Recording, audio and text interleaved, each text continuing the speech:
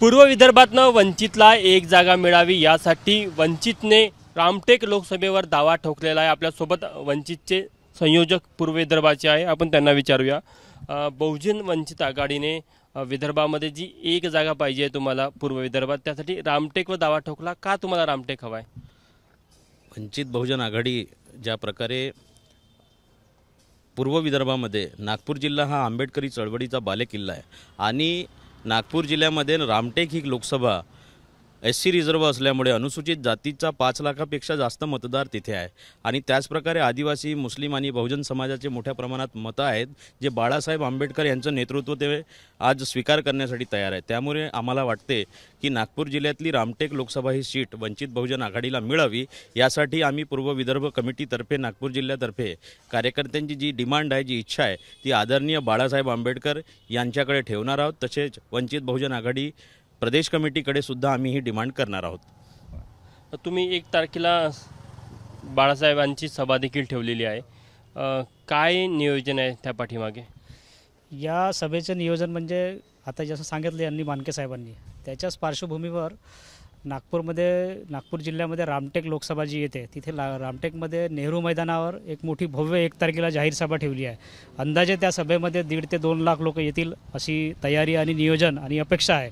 आणि या सभेच्या माध्यमातून पूर्ण जसं बाळासाहेब आंबेडकरांचे, प्रकाश आंबेडकर साहेबांचे पूर्ण महाराष्ट्रामध्ये तुफानी दौरे सुरू आहेत आणि प्रत्येक सभेला कमीत कमी बाळासाहेबांच्या 20-25 सभा आता या 2 महिन्यामध्ये झाल्या आणि प्रत्येक सभेला प्रचंड 2 लाखाची, 3 लाखाची, 1.5 लाखाची गर्दी उसळत आहे।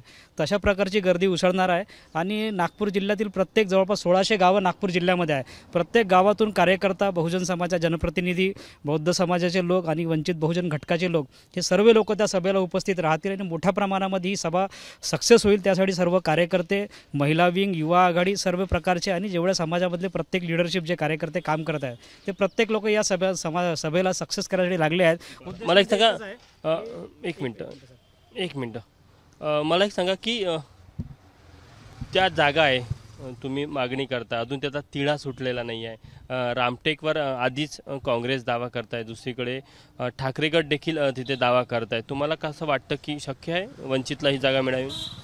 आम्ही श्रद्धेय बाळासाहेब आंबेडकर यांना अशी विनंती करणार आहोत की पूर्व विदर्भामध्ये वंचितला कमीत कमी 1 तरी सीट मिळायला पाहिजेत आणि त्या अनुषंगाने आम्ही रामटेकवर दावा करीत आहोत। तुम्ही काय म्हणत होते?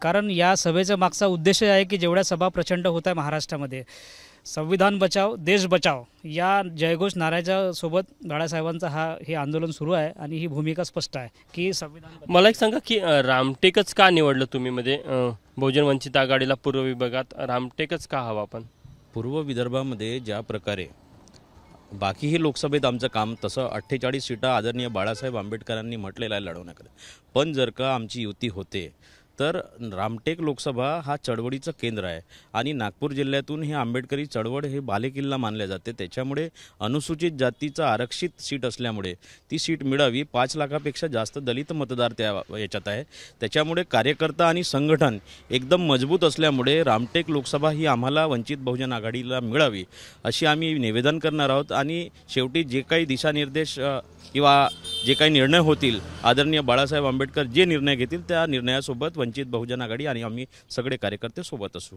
बघू शकतो की हे बहुजन वंचित आघाडीचे पूर्व विदर्भाचे संयोजक आहे। खरं तर रामटेक लोकसभेची जी जागा आहे ही पारंपरिकरित्या काँग्रेसच्या कोट्यात राहिलेली आहे, मात्र ठाकरे गट हा वेगळा झाल्यामुळे तिथे आधी ठाकरे गटाचा खासदार होता, मात्र तुमाने हे शिंदे गटामध्ये गेले, त्यामुळे ठाकरे गटाने देखील यावर आपला दावा कायम ठेवलेला आहे। आता परत वंचित बहुजन आघाडीने देखील रामटेक लोकसभा मतदारसंघावर दावा ठोकल्याने महाविकास आघाडीमध्ये कुठेतरी हा पेच वाढताना दिसत आहे। कॅमेरामॅन अतुल हेडेसह तुषार कोहळे, ABP माझा, नागपूर। ABP माझा, उघडा डोळे बघा नीट।